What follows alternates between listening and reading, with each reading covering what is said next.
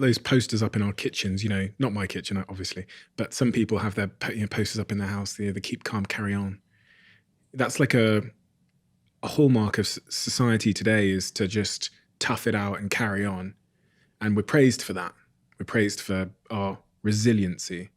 Resilience is a good thing, right? Beautifully said. Keep calm and carry on. Resilience, the true scientific definition of resilience, is our innate biological ability to adapt, recover, and grow in the face of life's challenges. But resilience doesn't function in a vacuum. You need stress for resilience to show itself. Without stress, there can be no resilience. So think of swimming. The swim instructor is the stress saying, like, you can make it to the other side. And your resilience is what keeps your head up as you're swimming while your arms are flailing. And then with time and practice, it gets better. What you're describing, keep calm and carry on, is a manifestation of hustle culture. And our entire modern society is built on this idea of toxic resilience. And so what is toxic resilience? You have heard the word resilience over your lifetime, and you had it had no real charge, right? Like, you would listen to that word and it would be like, okay, fine. And over the past several years, specifically 2020, 2021, it was like a real buzzword at the start of our quarantine. We're resilient. We're going to get through this. And it has been misused. And this is because of corporations and large companies said, you can work more. You're working from home now.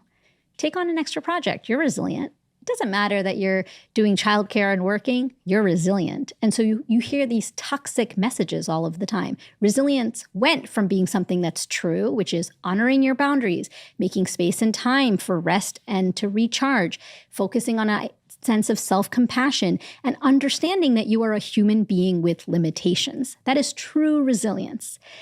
Toxic resilience is productivity at all costs, a mind over matter mindset. And what many of us think of as true resilience is, in fact, toxic resilience. We are taught from a very young age that dealing with discomfort and being okay with discomfort is what resilience is all about. And I am here to debunk that, because absolutely not. Resilience is our innate biological ability, but it also needs rest and recovery. It is not meant to be toxic. But being resilient, is that a good thing in your view? Being a resilient person? Being Not in the a biological resilient context. I mean, being psychologically resilient. Being resilient is an excellent thing to be. It is something that we can learn how to be better at. And yes, true resilience is wonderful.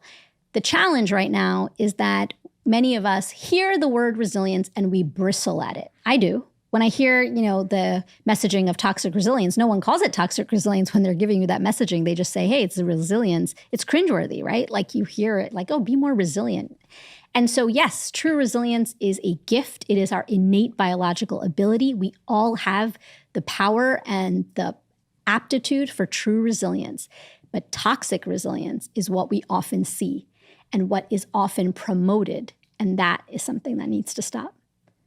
Do you think people are getting more or less resilient with the nature of the way that the world is? I often have the conversation about whether, the boomer generation are more or less resilient than the Gen Z or whatever's coming next. What's next? Is it like Alpha? I think it's Generation Alpha.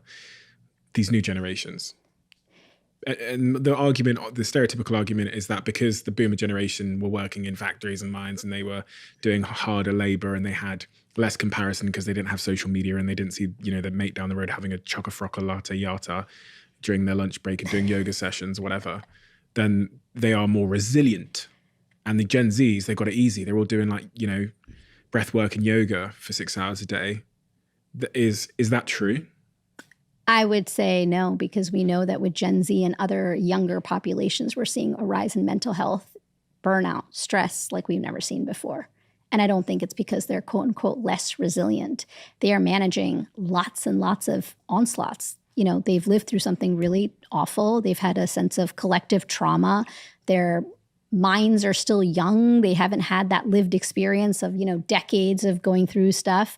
So no, I don't think so. And of course, the older generation is going to say that. I remember when I was in my medical training, people would say, 80 hours, it's all you're working? Because we worked 120 hours because there was some reform in terms of like how many hours we could work as medical residents. And 80 hours felt awful to me.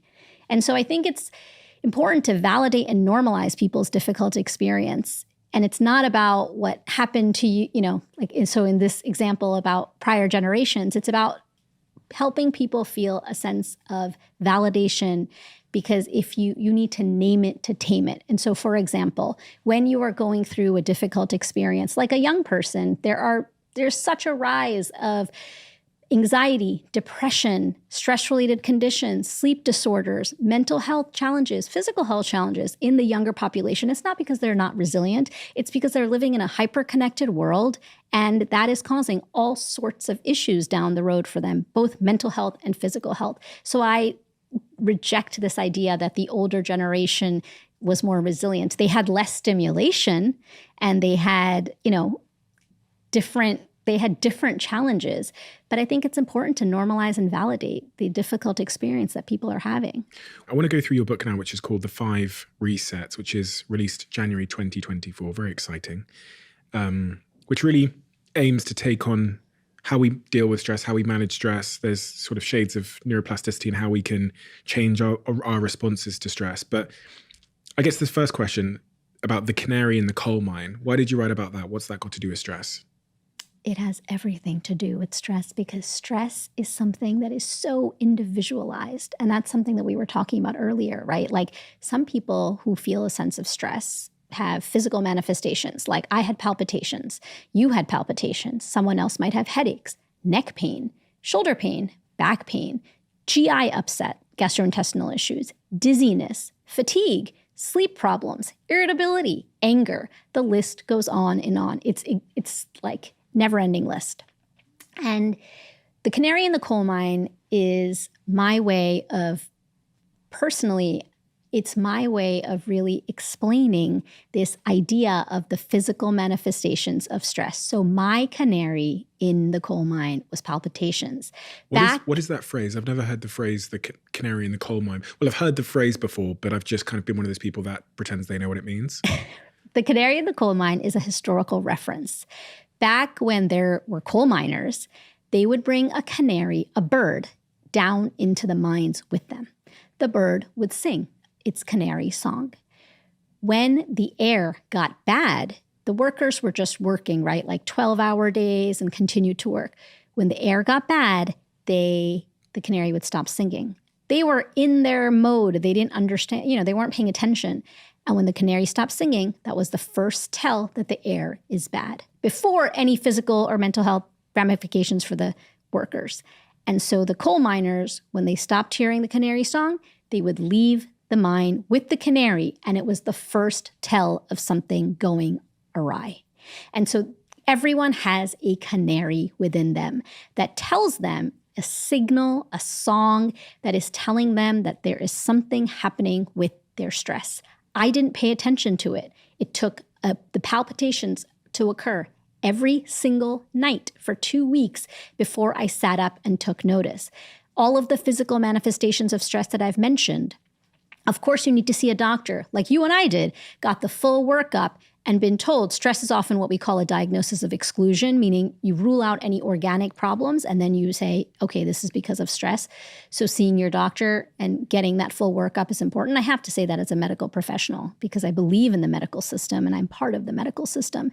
And so the canary in the coal mine is this idea that we all have a song, a stress song, and our body is trying to tell us something. And understanding that canary symptom for you, it takes a little time to dig through, but once you kind of figure it out, then you can use that. We all have our Achilles heel of something that is the tell. So if you have a medical condition like, say, peptic ulcer disease, that's easy to understand. You feel like, oh, I have stomach pain. And so I can't eat certain foods and I need to take care of myself and there'll be a flare and then you manage that symptom and it goes away. And you know what that tell is of peptic ulcer disease, stomach pain.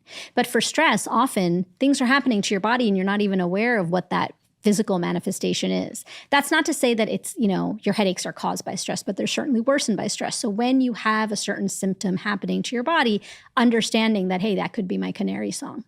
I think everybody intuitively knows what their canary is. I think everybody knows what theirs is. I've got a bunch of different ones.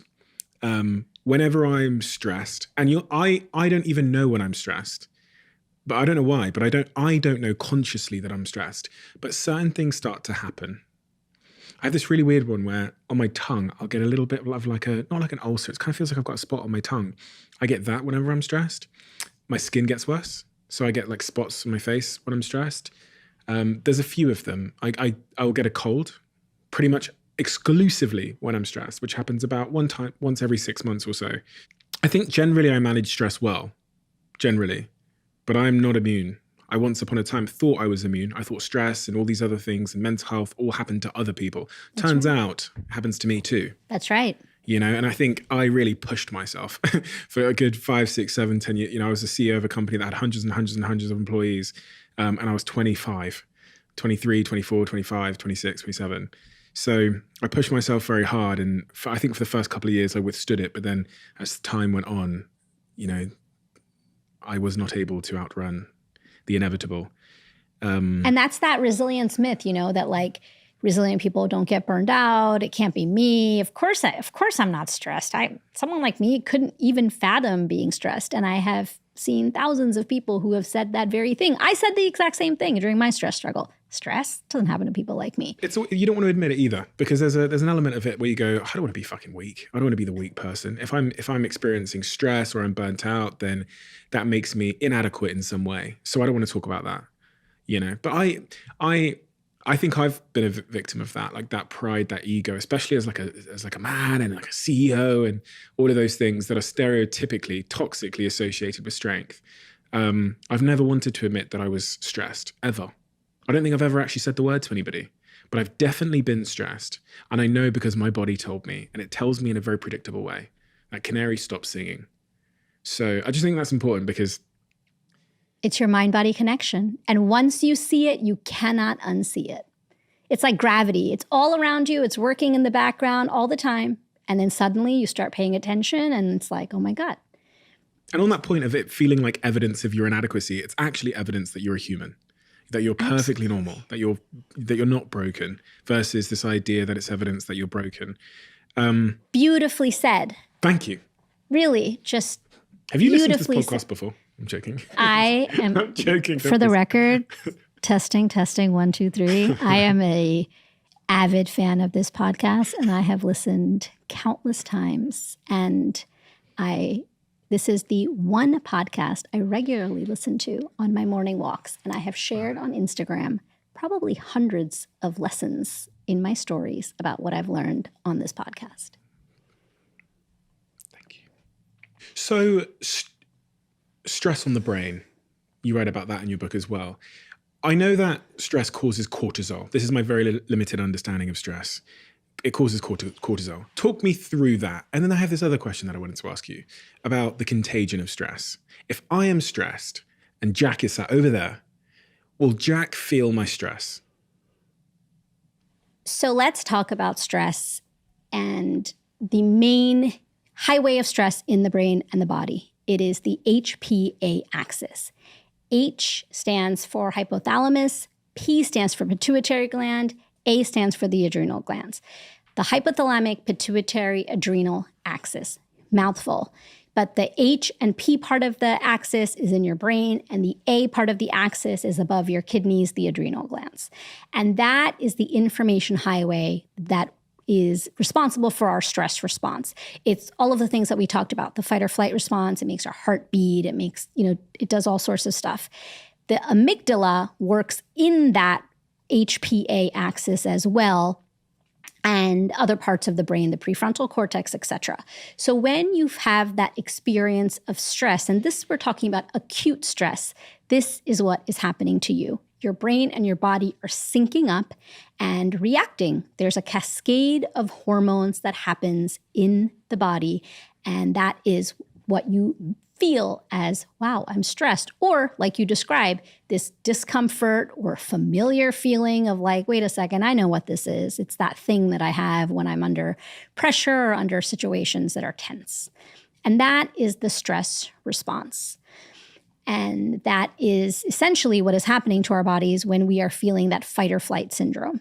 Unfortunately, what often happens with the amygdala is that while it is helping with this fight or flight syndrome and the HPA axis, it, with chronic stress, does not shut off. And that is the problem. So those hormones are just flowing through that highway all the time. And cortisol is our stress hormone, and it's all part of that as well, because cortisol surges during, adrenaline, noradrenaline, all of these hormones are working through our bodies and surging through our bloodstream. Cortisol is also a stress hormone. And so when we have chronically elevated levels of cortisol, all sorts of badness can happen. Is stress contagious? Because I was on Google and I typed in, is stress contagious? And it says that in a workplace, stress is contagious.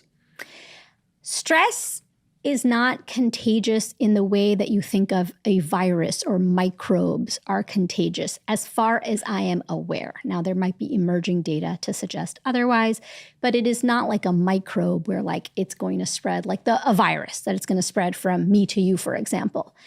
But because there are hormones, aren't there, that spread like pheromones? Is it pheromones? Pheromones, but that's different. That's like, that's more for like attraction, sex, and other things like charisma, etc. What is kind of contagious, and I want to use that word loosely, is like emotion. So yes, creating a toxic environment, right? Like we call it in pop culture like a vibe, like that person just didn't have a good vibe.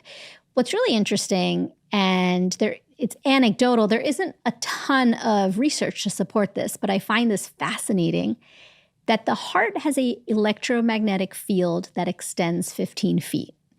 That's something that one of my early mentors had told me. And so that is that vibe that you sense from people. Like you feel that goodness, right? Like when you meet someone that you just really like their heart, it's like heart expansiveness.